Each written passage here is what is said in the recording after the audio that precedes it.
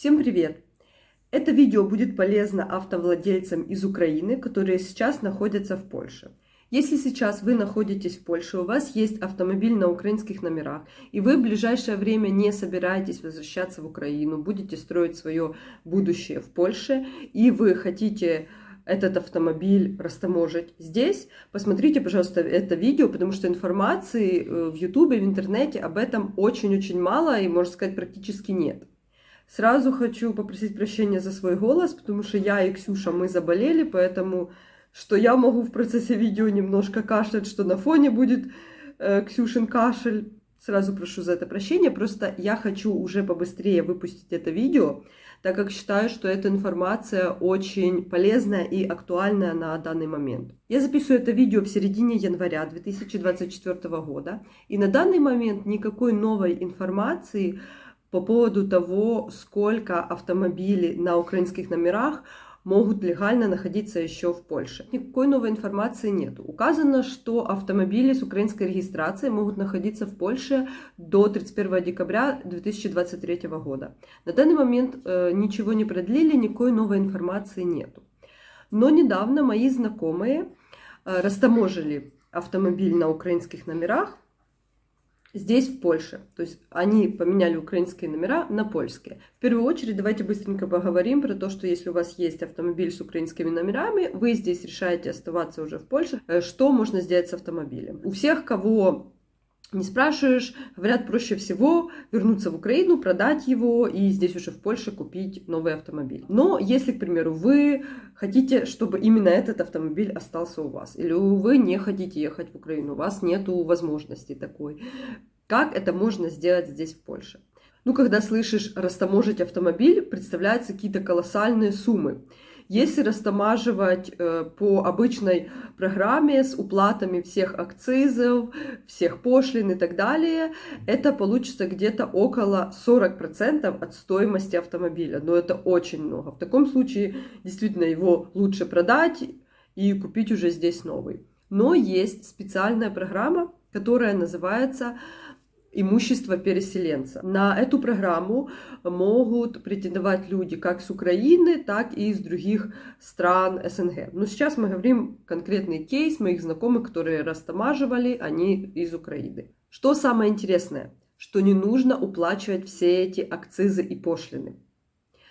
Но есть здесь специальные условия, по которым вы можете воспользоваться этой программой. Вы должны быть владельцем этого автомобиля не менее чем 6 месяцев до того, как вы приехали на территорию Евросоюза.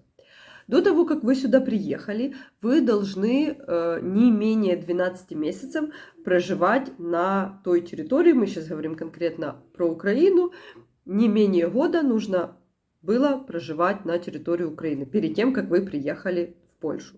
И указан очень интересный момент по поводу проживания на территории Евросоюза. С момента получения вами разрешения на проживание на территории ЕС еще не прошло 12 месяцев. Мои знакомые, которые растамаживали этот автомобиль, они находятся на территории Польши меньше 12 месяцев. Не приехали, сразу начали заниматься оформлениями всех этих документов. Но если вы приехали с начала войны, и у вас есть песель УКР, и уже прошло больше 12 месяцев, как вы находитесь в Польше, я думаю, эти моменты нужно отдельно под конкретный случай уточнять.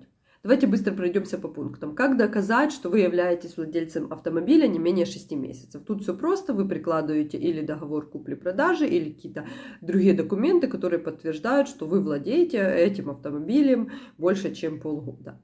По поводу нахождения на территории Украины не менее чем 12 месяцев до того, как вы приехали в Евросоюз, то есть конкретно в Польшу.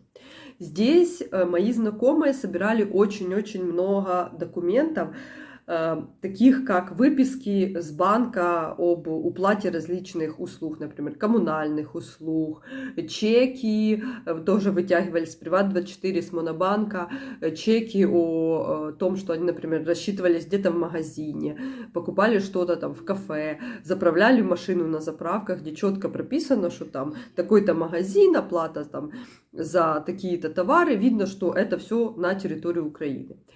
Также можно приложить копию трудовой книжки, где тоже написано, что вы там работали на территории Украины. Но с трудовой книжкой как бы не очень это принимается, потому что считается, что вы можете работать онлайн и с любой условно точки мира. Не факт, что если вы числились где-то там в украинской какой-то компании, что вы прям находились на территории. То есть основное было это собрать все вот эти вот чеки, выписки с банков и доказать, что вы проживали на территории Украины не менее 12 месяцев.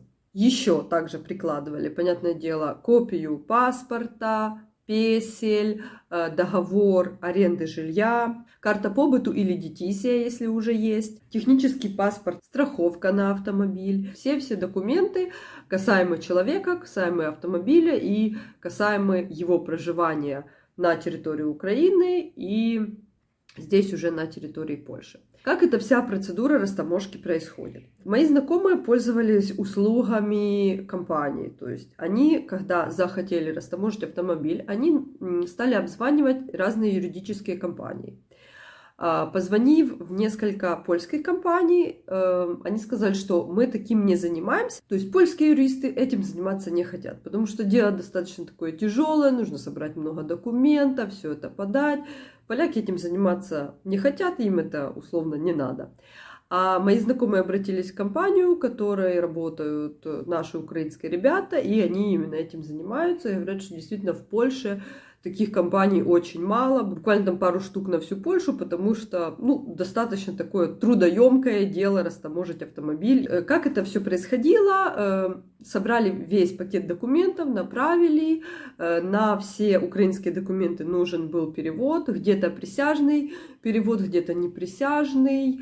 Эти моменты я точно не знаю, они сами точно не знают, потому что они все документы отправили, и им там уже делала эта компания переводы. Все это собиралось и отправлялось в таможенную службу. Когда таможня дала предварительное одобрение, все эти документы собрали, скомплектовали, и уже с представителей этой компании они приходили к таможенному брокеру, они как-то тоже это все документы комплектовали, передавали на таможню. Когда таможенный инспектор одобрил эти документы, нужно было пройти техосмотр, и потом с этой выпиской, с техосмотром они приходили в Ужонт, и там уже получали непосредственно польские номера и временный техпаспорт. И в течение 30 дней им изготавливали уже постоянный технический паспорт. Если я какой-то где-то нюанс могла упустить, потому что это все со слов моих знакомых, и они сами как бы могли где-то какой-то нюанс тоже упустить, потому что они полностью ходили с представителем этой компании, который их просто водил, все эти документы подавал, они там, можно сказать, просто это все подписывали, как-то там типа присутствовали, и все это вот так вот именно происходило. Можно ли это все сделать самому, не пользоваться услугами какой-то компании? В теории да, но при этом нужно хорошо знать польский, хорошо изучить все вот эти вот условия, какой пакет документов подавать и так далее. Поэтому если у человека там хороший польский или есть какой-то знакомый с хорошим польским, то в принципе это можно сделать самому. Но достаточно трудоемкое дело, поэтому если есть такие компании, которые предоставляют на рынке такие услуги, я думаю, все-таки проще воспользоваться этими компаниями. Со всеми там, с переездами, с дополнительными какими-то оплатами, с оплатами этой компании у моих знакомых получилось чуть больше $1000. По поводу того, можно ли продать автомобиль с украинскими номерами здесь, в Польше. Мои знакомые также для интереса выставили объявление о продаже этого автомобиля. И так занизили сумму, потому что понимали, что на украинских номерах, скорее всего, его по рыночной цене этот автомобиль не купят. Им пару человек позвонило и еще на 1500 скинули сумму. То есть, в принципе, вообще не по адекватной цене. Продать можно, но это будет реально дешевле рыночной цены. Вот такое вот видео.